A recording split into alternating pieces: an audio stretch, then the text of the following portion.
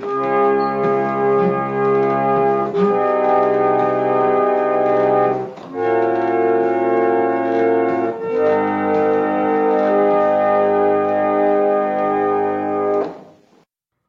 and welcome to Ipsa Dixit, a podcast on legal scholarship.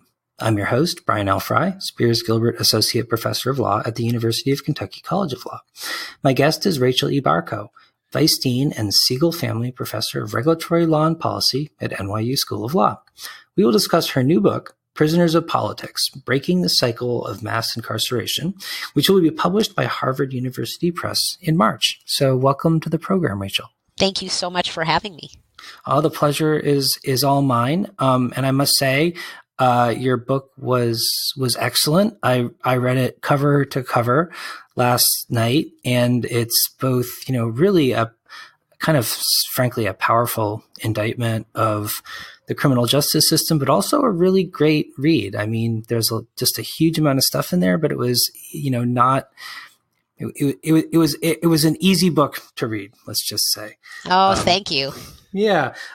So if I may, your book is kind of broken down into three parts. So the beginning explains the problems with the criminal justice system.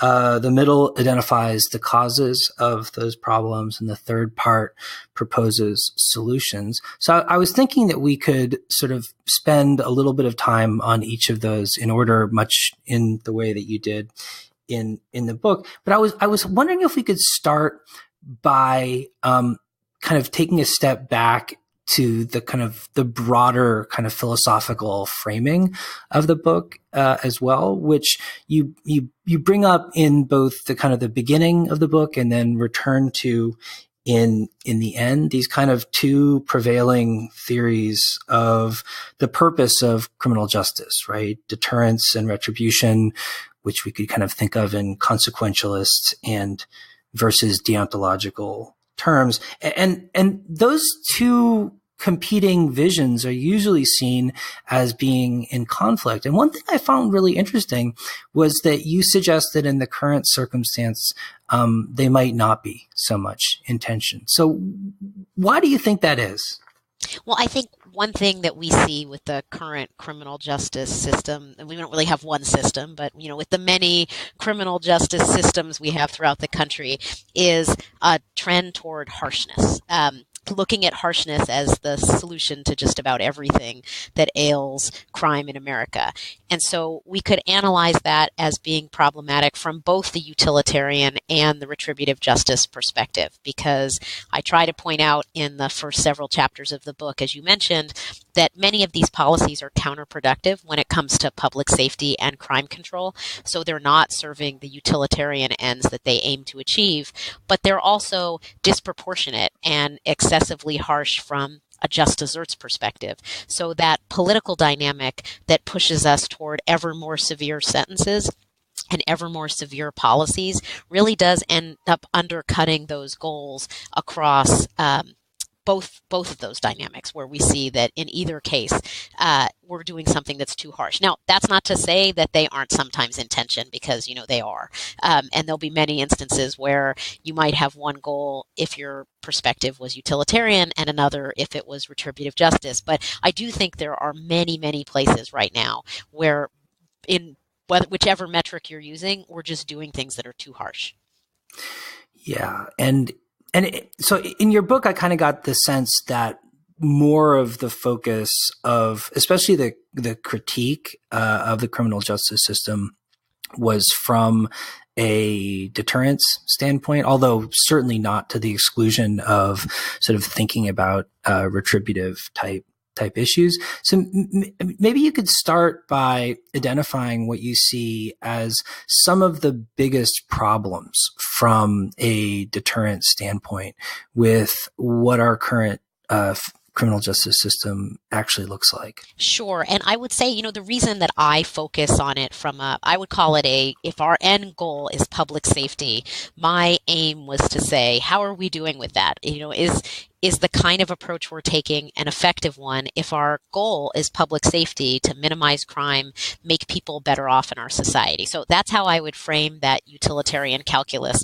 And the reason that I'm focusing on that is because I think people are under the misleading impression that these very harsh things we do to folks is actually making us safer, when in fact we have all these policies that either are having no effect on crime and public safety, or even worse, in many cases, exacerbate criminal conduct, make it more likely that people are going to commit crimes. So my book is really aimed at that conventional wisdom that says you need to be tough if what you want is public safety, because that's just wrong. And my hope is by giving very specific examples across a range of areas to show people that that may be an intuitive sense, but it's incorrect when you look at the data about how many of these policies work on the ground.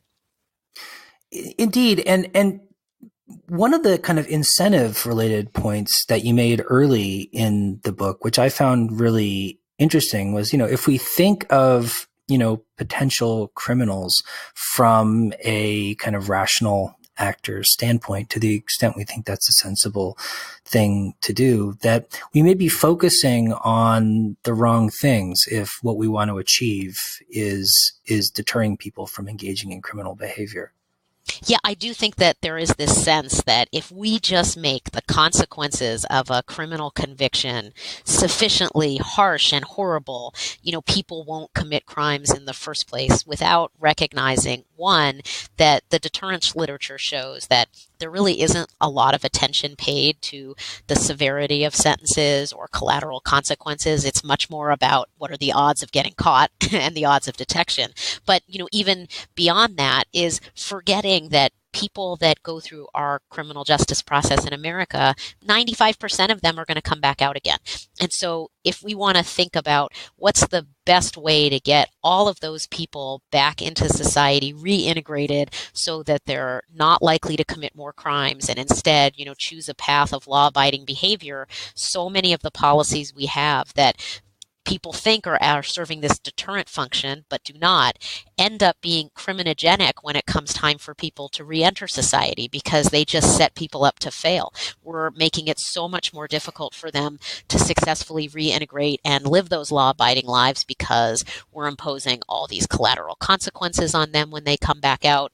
We detain them for so long that it makes the ability to readjust that much more difficult. We remove prison programming or make the opportunity for their loved ones to come visit so difficult that, we take their social networks and we disable them, when in fact those are the very things that should be being built up for them. So all these things that may seem like, oh, this is great, once people see how harsh all this is, they won't commit crime, that aren't serving any of those deterrent functions, then end up making it just really difficult for folks when they come back out again.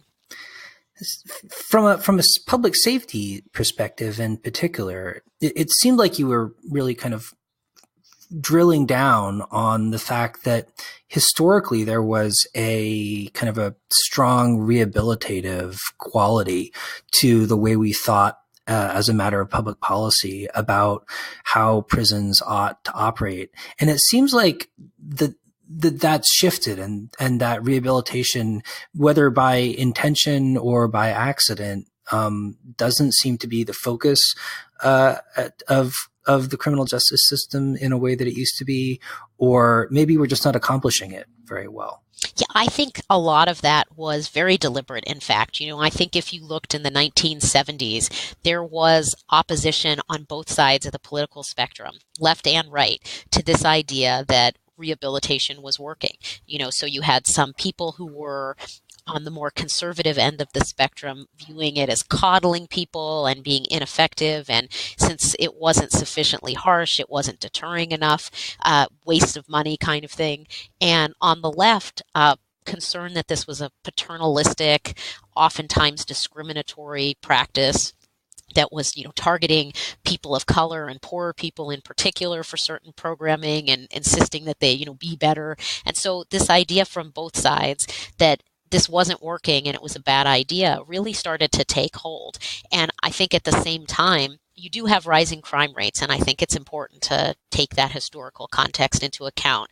The sense that in the 1960s, violent crime rates were going up, and there was a general sense of social unrest. There were riots and lots of protests and a kind of overarching feeling that society was, if not unraveling, it just seemed like it was just a very disruptive time. And I think you couple that feeling in the air with the actual rise in crime with this sense that rehabilitative programs weren't sufficiently working, or weren't doing a good job to curb all of that unrest, that leads to really a sense that we got to do something different. We got to be harsher. The right approach is to shift and to be harsher on folks. And that really is a historical departure from what had happened before. We have departments of corrections because the idea was that people could go in there and you could correct whatever it was that led to the criminal behavior in the first place.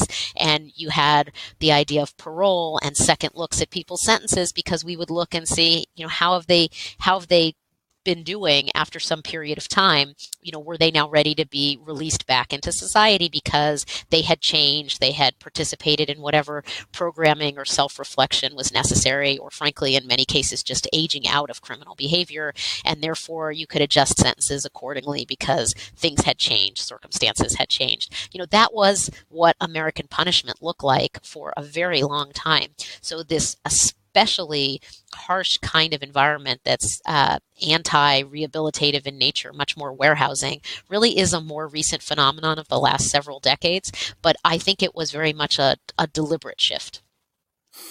Yeah. And I kind of wonder, from a kind of deterrence, public safety perspective, to the extent we're like weighing the costs and benefits of various decisions within criminal justice policy, like what sort of factors should we take into account? I mean, should we only think about the likelihood of reoffense, or should we consider costs incurred or imposed upon the people who are being incarcerated as well? Oh, I think you're exactly right to frame it that way and think about it much more broadly. I think there is, in the political environment, really a much more narrow focus on what reduces recidivism rates. That's the metric that people are focused on and care about. And so the success or failure of a program tends to be measured by that. If we do this, what will it do to recidivism rates? And that's certainly a factor to consider. You'd want to take into account whether or not they're affected by things. But that's not the only thing that we should be looking at. Even if people are still recidivating, we might think about, well, but are they desisting? Or now when they're committing crimes, are they lower level crimes? Even if they may be failing a drug test or not quite performing 100% in accordance with whatever their conditions of supervision are, but they're clearly doing better. We should be measuring that. We should be measuring the things that are helping people to improve. We should be measuring things based on, are we helping people to get jobs and to get training and education and control over drug problems or mental health issues? Because all of those things eventually will yield lower recidivism rates. Over time, they will mean less crime, even if you don't necessarily see results immediately. Some of these things may take a little longer, but we know those are the kinds of things that people need in order to get back on track. And so I do think we should consider all of that. We should consider the costs of our policies, not only on the people who are subject to the punishments, but their communities, their families. When we do these things, they have ripple effects throughout communities, and they're often not good ones. They may delegitimate how people view law enforcement. That in turn may itself make crime more likely because people won't report things to the police, or they don't cooperate as much. So I think the lens definitely needs to be a broader one about how all these things connect. And one of the big failings we have with the political process in criminal justice is, this really rudimentary, tough things are better, tough things are good for fighting crime, without ever even really looking to see if that's true, and not looking at all of the negative consequences associated with those approaches. What does it mean when you send parents away to prisons for decades to their children? What does that then do to their communities? And how does that then create potentially a new generation of people who are going to be more likely to have a harder time sticking to law-abiding behaviors precisely because we used punishment so excessively with their loved ones. There's all these broader things to take into account that I think we just don't. And one of the reasons we don't is it's just this really simplistic soundbite approach to criminal justice where you could have somebody running for office and it's how do they paint themselves really harsh and tough in a 30-second ad, and you don't get a lot of detailed focus on, does that policy even work? What's the downsides to doing that? That stuff just never comes up. So the tough on crime approach you describe is often, I think, associated with retributivism, whether or not it's sort of a conscious expression of a criminal justice philosophy. But in your book, one of the things I thought was really interesting was that you suggest that there's some problems with our criminal justice system, even from a retributivist standpoint. I was wondering if you could identify some of those and why you think that retributivists should also be concerned about the way our criminal justice system is currently functioning. Oh, absolutely. I guess I'll start by saying, although I do think that there is an association of tough on crime with this kind of retributive sense, I think it is also associated with a utilitarian argument. One I think is misconceived because it's incomplete, but with this idea that if you're tough, you're incapacitating people. And if you're incapacitating them, they can't commit crimes while they're incapacitated. So lock them up for a really long time without stopping to think, well, what happens when they get out? And, do we reach a tipping point where it becomes bad? So I will just say, I think tough on crime is the product of both of those things. I think it can be a sense of a misguided retributivism, but I also think it can be misguided utilitarianism. But on the retributive side of things, I think one of the things you'll notice if you take a close look at criminal justice in America is I see this all the time if I comment on a criminal law story or give a quote to the press, there is almost always someone from the public who will say something in response to whatever I've said as, well, then they shouldn't have committed the crime in the first place. Do the crime, get the time, it's all deserved. All of this is what they should have thought of in advance. And so there is a sense, I think, among conventional wisdom among the public that we have these proportionate punishments out there that, right, you commit the crime and then you get this proportionate punishment based on what you've done that's calibrated to it. But that couldn't be further from the truth. And in fact, we have so many disproportionate punishments, both in terms of if you were to thinking relatively speaking. So you could look at jurisdictions throughout America and find that somebody dealing drugs quite often is going to get a sentence orders of magnitude longer than somebody who kills somebody.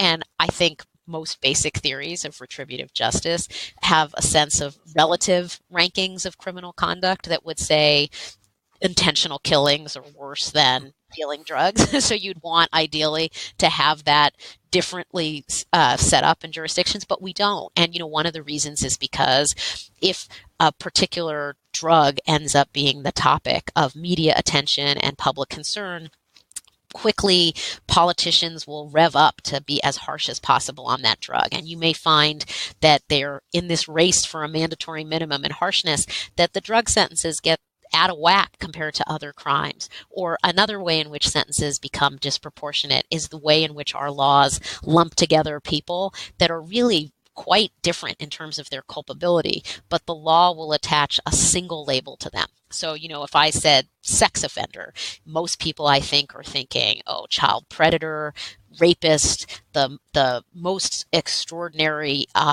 worrisome kinds of crime within that category. And what they might not realize is that you could get the sex offender label in a jurisdiction if you urinate in public. If you expose yourself in that way, you'll get that very same label because the way the law was written, frankly, was sloppily drafted. And if you are a teenager and you send a text, a picture of yourself, a nude picture of yourself to another teenager, that could meet the definition of sex offender in a jurisdiction. And what the law often does is just lump all those people, the rapist, the child predator, the teens who are sexting with each other, all in one category called sex offender. And that category will come with all these consequences attached that could range from lifetime registry to a host of other collateral consequences. And there's no proportionality there. Those are very different kinds of criminal behaviors, and yet they're all lumped together. So I think that's another example of where we're seeing the criminal justice in operation in America doesn't seem very proportionate based on what people would think is the right retributive punishment. And I could give, we'll keep this to a to a reasonable listening time for people. And the book has way more examples of this. But this is throughout the whole system. And I do think you're right to flag that this is something that should worry folks not only from a utilitarian perspective, because we're giving punishments that are costly and make no sense given what people do, but also just as a matter of just desserts, we are really lumping in people together that have no business being in the same category, have no business getting the same mandatory minimums, for example. But we're painting with such broad strokes because of the politics that you do end up with these disproportionate punishments. So I found that argument quite intriguing and kind of logically compelling based on my own experience with respect to certain categories of crimes. And I kind of wonder how much traction it gets with respect to especially sex crimes, where there's so much stigma attached to the label that, clearly it's the case that like certain kinds of marginal sex crimes that probably shouldn't have been charged as sex crimes or any kind of crime in the first place, people might feel were disproportionate. But, I wonder how much room there is for retributivists to wrestle with sort of the appropriate degree of severity of punishment for people whom oftentimes it seems like the public seems to think that, any degree of punishment is justified. And I guess maybe it doesn't matter if we can make advances in one area and not in another, then something is better than nothing. But I wonder what your thoughts are on that. Well, I do wonder how much the public would support some of these big sweeping categories if they knew the details. One of the things that we get in our political system is you just can't be an expert in everything. You can't know the details of all areas of law. And so I think a term like sex offender just carries with it certain connotations. And so, you hear it, and for many people, that's like it. Fine, whatever happens to them is what they deserve. But I do think if you were to break down who ends up falling into that category, given the way that laws are written, I think there actually is more public understanding that even if some of those people still deserve some kind of punishment, they don't deserve the same kind of punishment. They don't deserve the same kind of punishment that they might have had in mind for the child predator. I do think, any parent of a child or a teenager or a preteen can understand how they might get carried away with texts in their phone, and also understand that the mind of those children isn't as fully developed as the mind of an adult. And so the idea of treating sexting the same way that you would treat those other things, I think even your kind of average member of the public would say, no, wait a minute, well, that should be treated differently. So I do think that there is a way in which, if you could kind of one by one walk people through some of the areas where these categories are too big, I actually think you would see a fair amount of shifting. I think part of what ends up happening is just the nature of public discourse is they don't get that kind of detail. And I will say one of the reasons why I have that confidence is I do think when you see people participating in criminal cases at the retail level as jurors, or when you give them more information about the facts of cases, they are way more measured in how they would punish those things. They may support an idea like 3 strikes in the abstract, but when you give them the facts of a case and what someone will actually get from that 3rd strike, they don't think that's what makes sense at all. So I do think that some of this is just the mismatch between how we talk about things broadly politically versus if people knew. Now, that is not true of everything. So I will say that I think there's a level at which some members of the public maybe wouldn't care, or would have this view that, well, treating everybody harshly is just fine. So part of it depends on what the proportions are. But the bigger point that I try to make in the book is, whatever might be your retributive impulses, if I tell you that these kinds of policies are actually harming public safety, do you still want to do it then? And that is one of the reasons why I framed the book that way, because I think too often the public doesn't get that there is a trade-off in satisfying these retributive urges. This idea that it may feel good in the short term to be very harsh because you have an image of who someone is who's committing a crime, may end up undermining your safety, because there are bad policies if that's what our goal is reducing crime and improving public safety. So, yes, I think I could get some people on the retributive justice point. But I think the bigger argument, or the bigger claim in the book, really is, hey, even if you have that impulse and you think it's the right thing to do, it feels good, do you still want to do it, even if it comes at this public safety hit? And there, I actually think many people would come out differently if they knew how many of these policies were counterproductive. So that was one of the interesting takeaways from me in your book as well, was the way in which the public often seems to hold like multiple different, perhaps conflicting values in mind at any one time. And that on an individual level, it seems like people can actually be much more kind of discerning and merciful than they might be in a sort of abstract situation. But like, given that general sense of what the sort of kind of mean public attitude is, how did we get to the situation where we are now? I mean, you describe sort of a progression from kind of relatively more liberal and less punitive policies to increasingly more punitive policies. Why did that happen? Yeah, I think there's a number of factors that are behind it. So, one that I'll start with again is this idea that there was rising crime rates at the time. And I think there is a real concern in the 1960s and 70s with that rise in crime. And, it creates an environment where politicians realize that is an issue that people care about, and they want to have an answer to it. And the easiest answer to give is, I'm going to be tough on this. I'm going to be harsh on this. That's a quick soundbite answer. It works really well politically, and the public's receptive to it.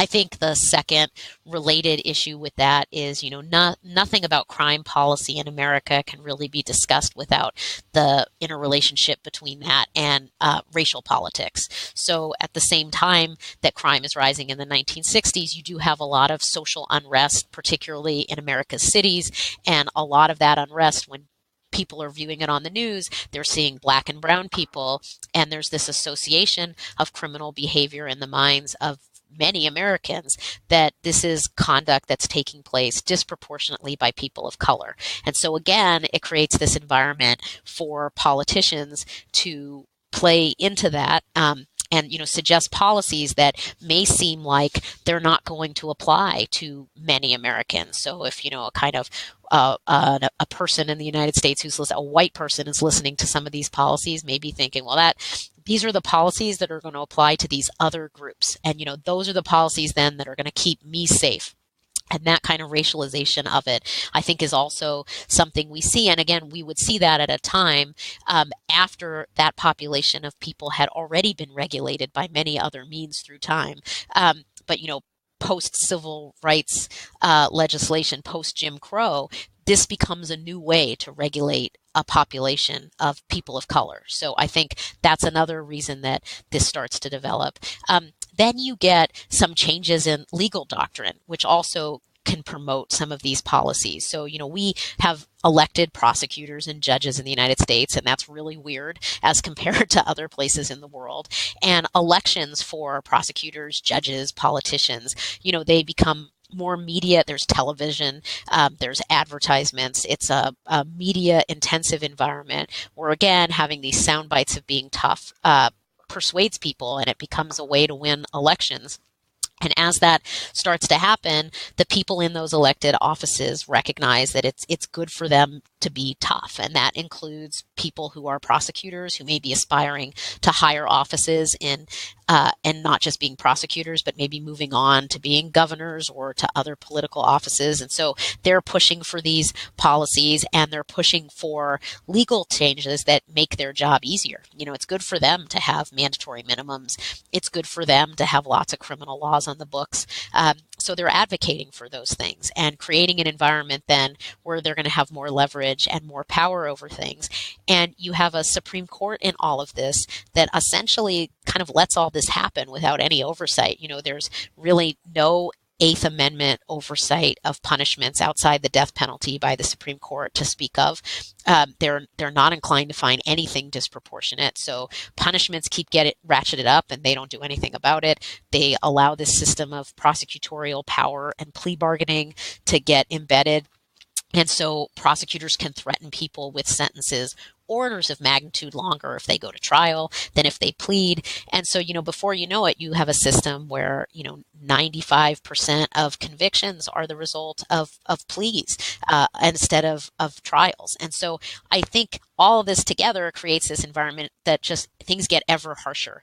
And then you add to that the fact that if anyone wants to try to move in the other direction and lessen any of this, the upside of that is unclear, but the downside for them is an enormous risk because, they risk their Willie Horton moment. The idea that Michael Dukakis had that ad against him because he had a furlough program when he was governor of Massachusetts that was actually a really successful program. 99% plus of the people in that program returned to the facility with no problem whatsoever. But, one guy didn't, and he becomes the poster child of this ad. And that really sinks in with politicians to say, I don't want to be associated with any policies that could create a risk like that for me. Why should I do that?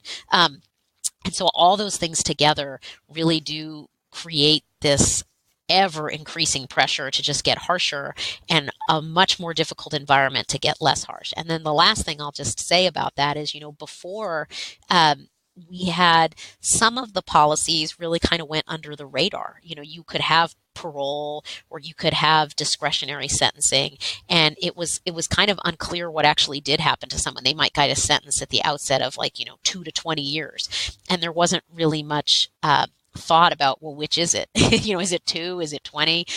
You couldn't necessarily figure it out, but you get a media environment where they just pick out every last case of somebody that may have been sentenced leniently and then went on to commit a crime. Those are really effective news stories. And so the media attention to criminal justice is another huge part of this story, where they constantly run crime stories. The gorier, the better. So the public has really little understanding of whether crime is rising or falling, because the percentage of news stories is pretty much constant throughout, as just most of the news is a bad crime story. So I think all of that together creates this political environment that makes it almost impossible to have a rational discussion about any criminal justice policy.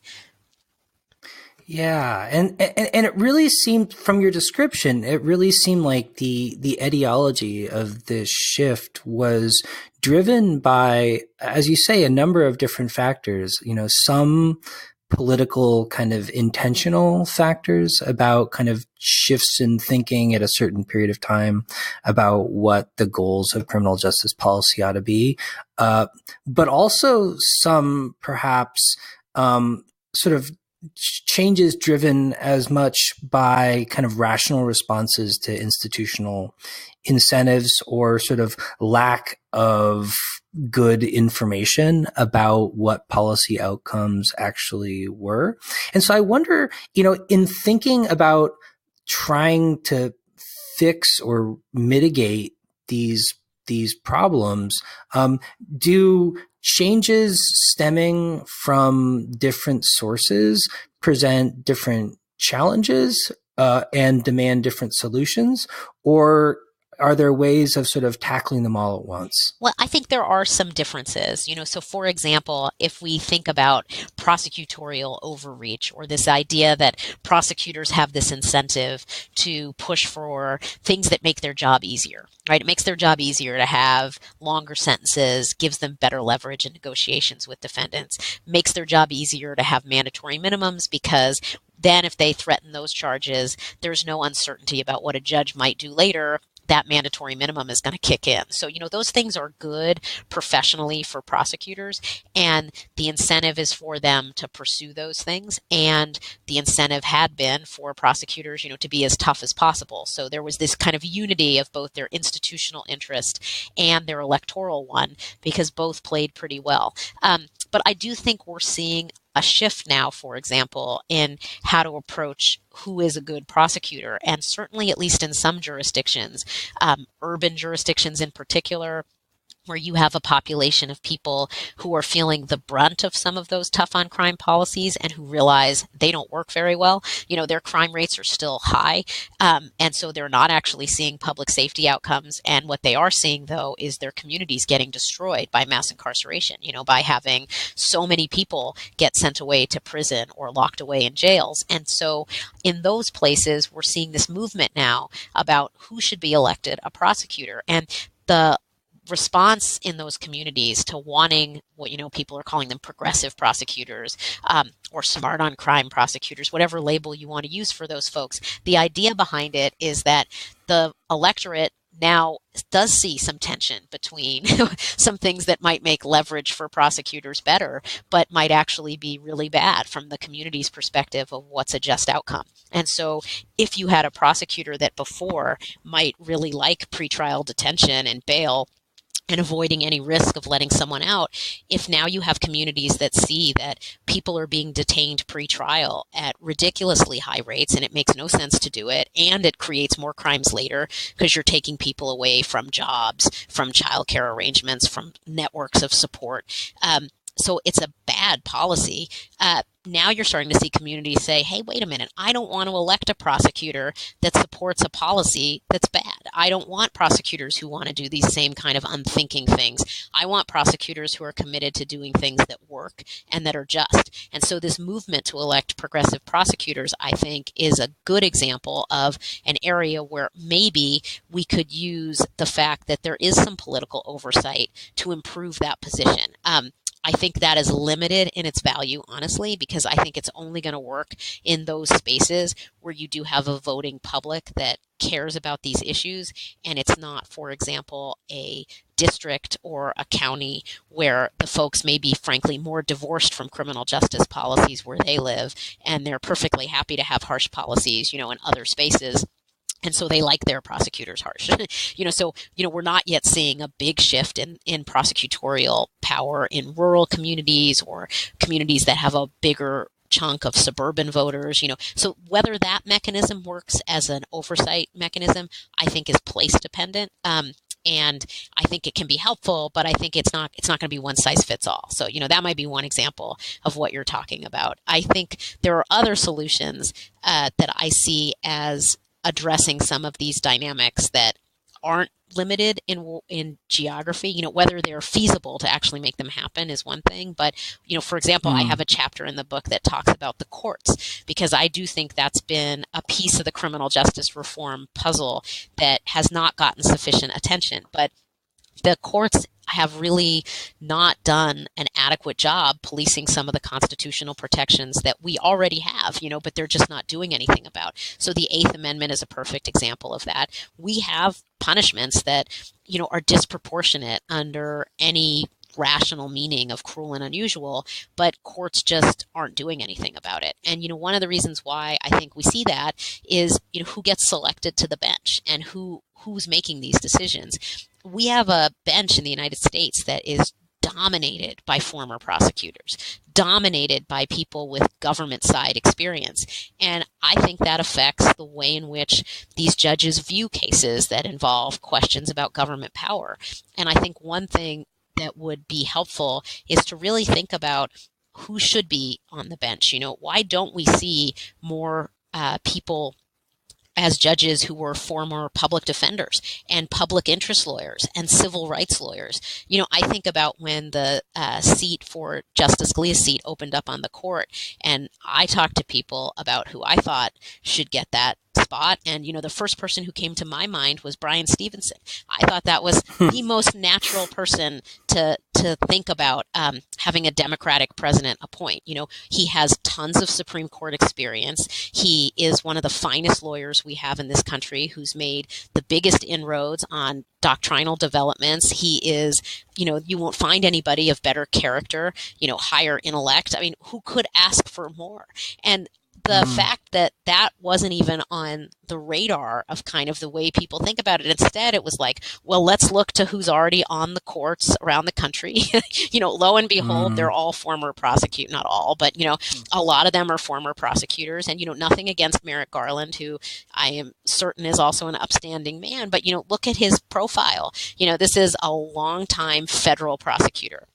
That is how he made a name for himself, before he came on the bench. And the idea that that would be kind of the natural person to think about for that seat, I think really does say a lot about where we are in terms of thinking about the courts, that the criminal justice reform community and movement, I think they should be as active in thinking about these open seats on the bench as other rights groups are. It's certainly the case that, if it was a question of labor rights, or reproductive rights, those groups are very attentive to how important the court is to their mission. But we haven't yet seen that with folks who are interested in criminal justice reform. And I really do hope that one thing the book does is bring a focus to that, because I do think it's really important to have judges policing the constitutional guarantees that are already there, making the discretionary judgments that they have, with backgrounds that really look like the legal profession as opposed to just one chunk of it. So this was actually something I found really interesting in terms of the historical story you tell as well. And it reminded me of a conversation I had with Carissa Hessick the other day, where it seems like there's kind of historically a decrease in the discretionary authority of judges in relation to a lot of criminal justice related issues, and a corresponding almost contemporaneous increase in the de facto, at least, discretion of prosecutors in the same area, where it's almost like a shift of lawmaking authority from, one area to another. And, it seems like it was driven initially, at least in part, by a concern that, there was a certain amount of unfairness associated with judicial discretion, which has been simply replicated in a similar, if not worse, amount of unfairness and inequity in the exercise of prosecutorial discretion. And it seemed like you were sort of sensitive to that in the book and proposing more administrative approaches rather than a kind of wholesale shift of authority from one place to another. Is that a fair reading of what you're kind of proposing? Yeah, I think yes, it is a fair reading, and I certainly agree with your diagnosis of the problem, that we have seen a shift in power and discretion from judges to prosecutors, and from other actors in the system to prosecutors. So when you get rid of things like parole, you no longer have those actors playing a role, or you don't have as much clemency by governors or the president. All of that ends up meaning that prosecutors and their decisions are the final ones, and they have way more, they're much more consequential as a result of that. So I would say, that's right, that we have seen a decrease in judicial discretion and the discretion of other actors. The jury, for example, we're, disappearing jury trials. We really cabin what it is they can do in terms of the limiting instructions to focus on the facts. And so all of that ends up shifting more power to prosecutors. I would say in terms of how to fix that, that there's several things that I think are necessary. So one is, one would be giving more power back to judges. So I do think it's important not to have things like mandatory minimums, because that gives all the power to the prosecutors, not just to bring charges, but to decide what sentence someone's going to get. Most cases involving mandatory minimums, that is what the person gets. It's not like they get much beyond that. And so that's picking the sentence for somebody, so that the prosecutor in that situation is effectively not only enforcing the law, they're the judge of it. And I think getting rid of mandatory minimums and giving judges more discretion at sentencing is one check on that that's really important. So I would do that. I would reinvigorate the jury and its role so that both having jury trials and even the threat of jury trials is more meaningful on prosecutorial oversight. And so I do think courts have accepted too unthinkingly, in my view, the idea that a prosecutor could threaten sentences orders of magnitude higher if somebody goes to trial and not find that coercive and an unconstitutional condition on the exercise of the jury trial right. I think that's an area of doctrine that is really in need of serious repair.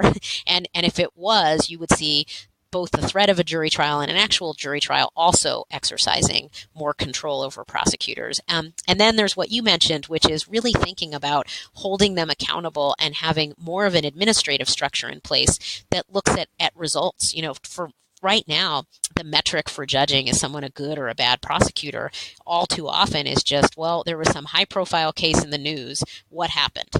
Did they get a long sentence? Did they get a conviction? Oh, that's a good prosecutor. And, that is a really poor metric for assessing whether or not they're doing a good job if our goal is public safety. We would want to be looking at way more than that. What are they doing to address excessive pretrial detention? We know that's bad for public safety. Prosecutors should not be demanding pretrial detention at the rates that they are.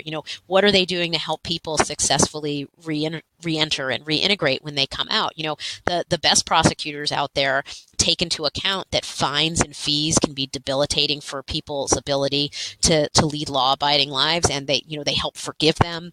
They make sure that people have employers in the area know how important it is to hire people who are formerly incarcerated. Having different metrics for assessing prosecutors, and then having agencies in place that set criminal justice policies that make a good use of our limited resources. Right now, if you're a local prosecutor and you send somebody to state prison, you don't pay for that. You're paid out of your local district, county tax base, and you send them away to a state prison that's covered by, the state fisc, not you. And so prosecutors overuse that resource. But you could put agencies and oversight mechanisms in place that limit how many people they can send there. Give them a proportionate share, but don't let them go over it, or make them bear some of the burden, and put people in local jail facilities, and then it's coming out of that local tax base. That may affect how many people go there. There's a lot of different mechanisms, I would say, that could help deal with what you're talking about in terms of that disproportionate discretion.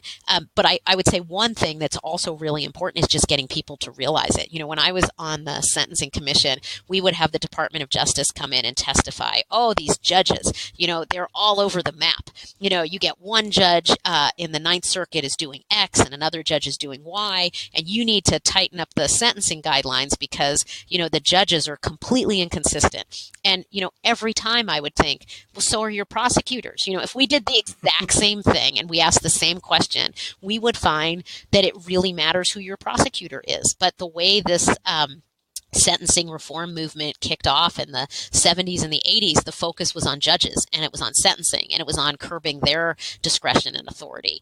And, it's just kind of an oddity that no one really thought about, well, what about prosecutors and all of their arbitrary decisions and all of the inequality we would see depending upon which prosecutor you get. And, that's still understudied and underlooked at. But, it shouldn't be, because they have so much power in the system. So, Rachel, in closing, I was wondering if you could make any suggestions for people who are concerned about criminal justice reform, about what priorities they ought to have, or what they can do to best help effectuate some of the kind of structural and institutional changes that you're talking about. Yeah, so I guess my hope would be for people who are pushing for criminal justice reform to figure out what they want to ask for. I think right now there's a tendency that the ask with the momentum what they're asking legislators to do is, hey, lower this sentence or change this law. And I don't think that's a bad thing. But if that's the only approach that criminal justice reformers take, it is going to be so incremental and so modest, it won't make a dent in mass incarceration, because even as they may lower a sentence modestly here or there, they're still raising sentences in these other areas, or they're adopting harsh policies somewhere else. And the reason for that is this political dynamic just makes that too tempting, and it creates a disincentive to lower things too much. So what I would advise someone who cares about criminal justice reform to do is push for institutional changes. So, to the extent you have political momentum, to be asking for institutional fixes as opposed to just adjustments to laws. So ask to put in place agencies that are charged with keeping the prison population either where it is, or even better, to lower it. Put caps on the amount of money that can be spent on incarceration, so that it's not just the ability for a jurisdiction to just keep building more and more prisons and spending more and more. Put in place fiscal caps, put in place agencies that are required to set the policies in the jurisdiction and the sentences and various other collateral consequence policies. With evidence and data. So they have to show why those policies will promote public safety and what they're looking at to back it up. And have those agencies, like every other agency, major agency in America, face judicial review. So if they are challenged in court, they have to show why their decision isn't arbitrary and capricious and why there's a basis for it. Because once you start doing that, once you start putting in place accountability, what you find is we have a lot of policies that won't pass muster, and it'll shift the conversations to the things that work. Require jurisdictions to reevaluate collateral consequences, to figure out which ones of those collateral consequences are narrowly tailored to achieving public safety outcomes, and which one of them are impeding reintegration. And you have an agency charged with doing that, you will find most collateral consequences will go away because they're just not justifiable once they're given any kind of scrutiny. So I would urge people to really think about that kind of big institutional reform. And it may sound strange and it may sound wonky, but that is what we do in most other areas of public health and safety. We don't kind of go to the legislature one by one and say, here's how I want you to think about mercury, or here's how I want you to think about this other chemical. Instead what we did is we created an agency that is supposed to keep an eye on where we should set various levels for things based on the best evidence they have, with an eye towards maximizing public health and safety, and then facing judicial review for its decisions, making sure they're cost-benefit justified. That's what we do for occupational health and safety, the environment, telecommunications policy, you name it. This is a good structure, and it's a structure that recognizes there is expertise out there. There's something better than just the best gut reaction of a voter who saw one 30-second political ad. There's actually a body of knowledge out there that would lead us to better outcomes, both in terms of public safety and more just outcomes that are also less discriminatory. So, to me, this is one of those real tragedies of American law, because I look around and I see there is a win-win for everybody here, where we could have better public safety and we could have less injustice. And the only thing that stops us from having those things is just this perverse political process that can't assess it rationally. So I would just urge people to look at those institutional reforms. Demand better judges, demand judges that represent a range of professional experience, and to continue in the places where it's already started, really focusing on who's elected and selected to be a prosecutor, so that you get people who are committed to achieving real results as opposed to just empty rhetoric. Well, Rachel, thank you so much, and congratulations on your excellent book. Thank you so much for this and for taking the time to read the book. I really appreciate it.